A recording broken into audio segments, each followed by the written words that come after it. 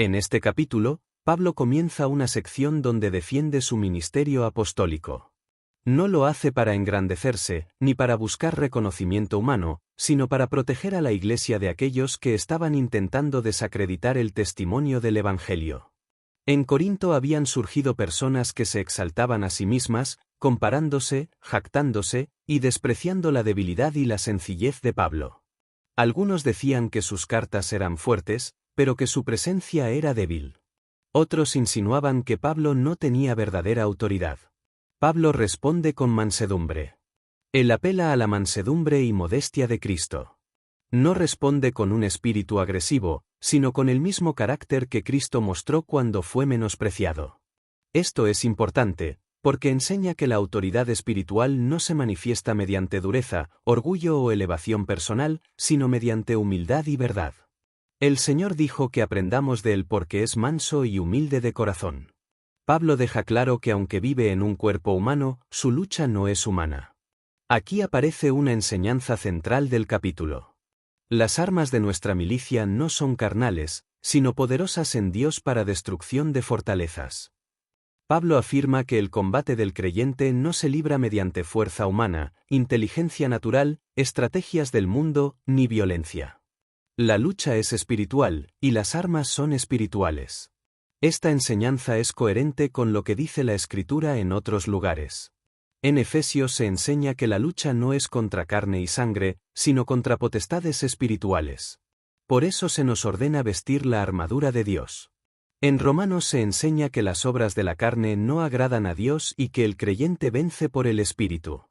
En los Salmos se afirma que algunos confían en carros y caballos, pero el pueblo de Dios confía en el nombre del Señor. Pablo explica para qué son estas armas. Para derribar razonamientos, pensamientos orgullosos, y toda altivez que se levanta contra el conocimiento de Dios. Y para llevar todo pensamiento cautivo a la obediencia de Cristo. Esto significa que la batalla espiritual ocurre primeramente en la mente. La fortaleza que debe ser derribada no es una estructura física, sino ideas.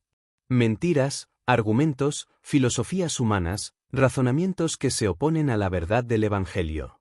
La altivez que debe ser destronada es la autosuficiencia, el orgullo, la independencia del corazón que no quiere someterse a Dios.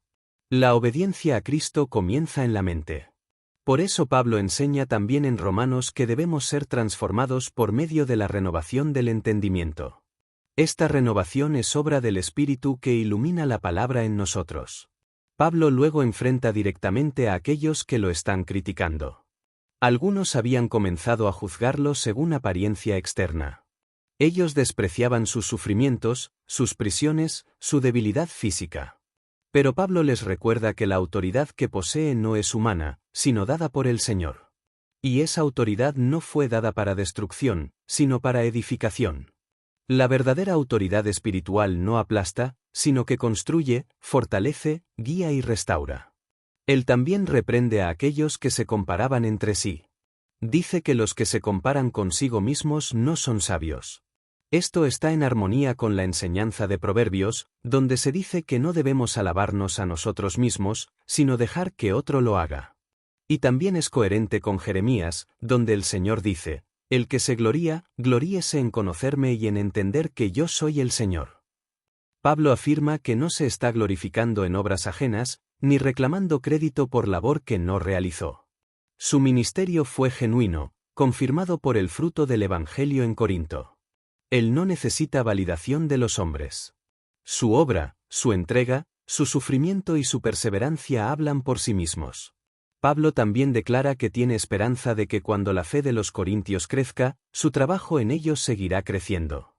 Esto enseña que la obra de Dios en la Iglesia es progresiva. La fe se edifica de gloria en gloria, como Pablo enseñó antes. Nadie comienza completo, todos somos transformados gradualmente. El capítulo concluye con una afirmación poderosa.